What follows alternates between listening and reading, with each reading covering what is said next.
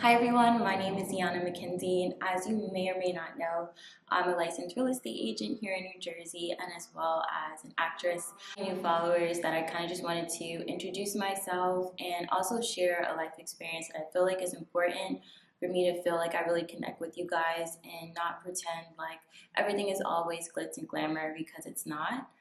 I struggled to make this video for a really long time. I truly believe that God may have put me on this earth to be able to inspire others, and I'm really hoping that this is what this video will do by me just sharing a real life experience that I've had. The reason for my post today is actually to kind of bring awareness to health in adults. I think a lot of the entrepreneurs and business people and my girlies that are working 12, 13-hour shifts a day, we forget to check in on our bodies. I want to make this remind you to check in with yourself. If you're, tired, don't push yourself more than what you're supposed to. Do your doctor checkups, do your yearly checkups, go to the dentist, floss, do those essential things that are needed just to keep your health, because if you're doing all this grinding and hustling and then your health is crap, when you make it to where you want to be, how are you going to be able to spend that money? So I think it's just really important for health as adults to not forget to check in and listen to your body, as I clearly didn't do. So to start, in February of 2023, I was diagnosed with type 1 diabetes. What's shocking about it is most people are diagnosed by the age of 21 and I'm 27. About how I found out, my mom, who's literally a godsend, we were coming home from dinner that she had with her girlfriends in DC. And I was just displaying a lot of the diabetic symptoms like frequent urination, severe headache. My foot was literally like bending into itself. Disclaimer. It was kind of just like all these things were just occurring all at once. That's kind of how onset type 1 diabetes tends to happen in adults, is like everything kind of hits the fan all at once. So we're driving home. I get home, my mom's like, Iana, like, have you ever been tested for diabetes? And I'm like, stop it, girl. Like, I don't have diabetes. I've never had diabetes. Like, that's not what this is. Like, maybe I worked out too hard. Maybe I had too much sugar for the day and my body is just like, no. But she's like, no, let's test yourself.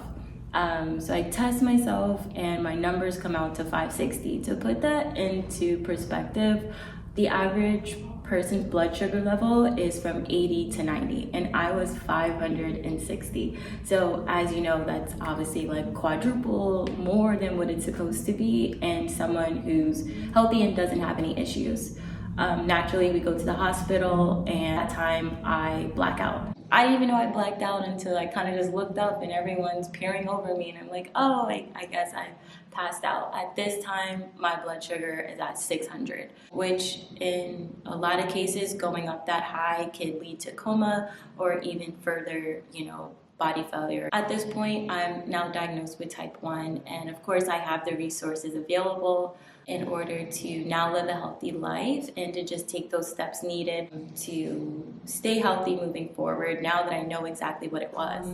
I couldn't drop this bomb on you guys about my new condition without also kind of making this a teachable moment, which is a lot of what I wanted this post to be, because this isn't something that, unless you know a family member or friend that has it, you're not going to think about type 1 diabetes. It's not a common knowledge, so this is to just spread awareness about type 1 diabetes.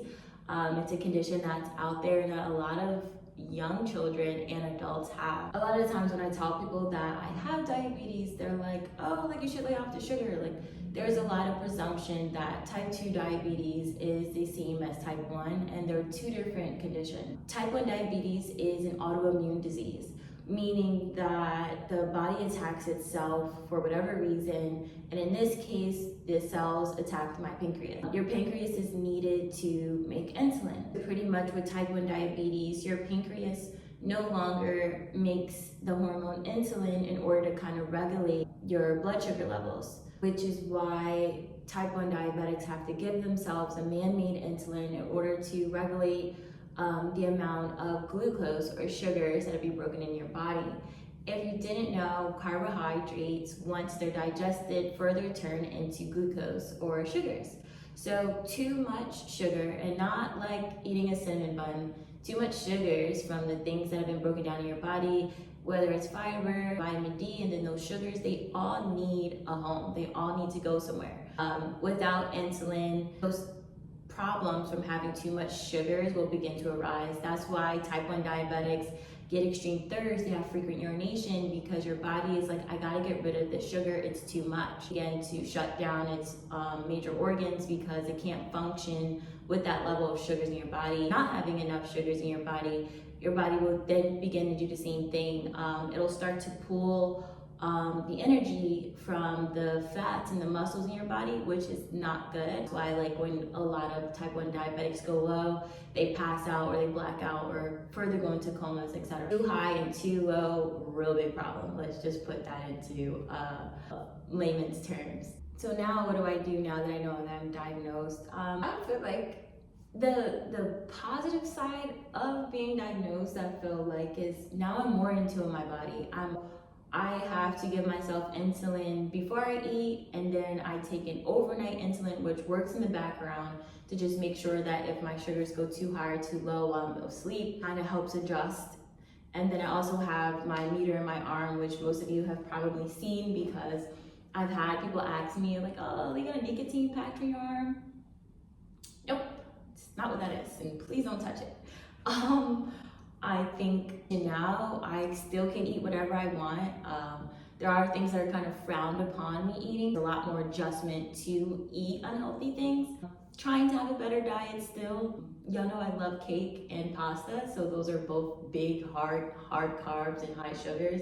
So it's still an everyday struggle, you know. There's days where I'm low and I'm feeling sick and I have like brain fog. Like, there's a lot of different symptoms that come with it, but I think just doing the best that I can at this point, and everyone's dealt a deck of cards. Just genuinely hoping that like this will inspire someone and just make me read as real, that I want my page to be focused on not only my success, but hey, this is how I struggle and this is how I also survived it. Someone that may have type 1 diabetes or another condition, you can find comfort in knowing that, hey, here's someone that has hard days, that's, you know, still seeing the silver lining and everything. And I think that's what's really important in life, is always finding the silver lining.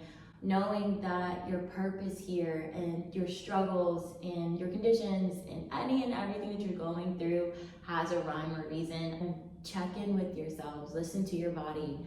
A lot of these symptoms that I explained to you guys, I was displaying over years' time. I mean, it's not all my fault. My doctors could have been like, 1 + 1 isn't equaling 2 here. So yeah, that pretty much sums up everything. With that being said, I am so new to this, so maybe if you have like questions or you want to just give me a thumbs up, like, you know, thanks for sharing, that's great.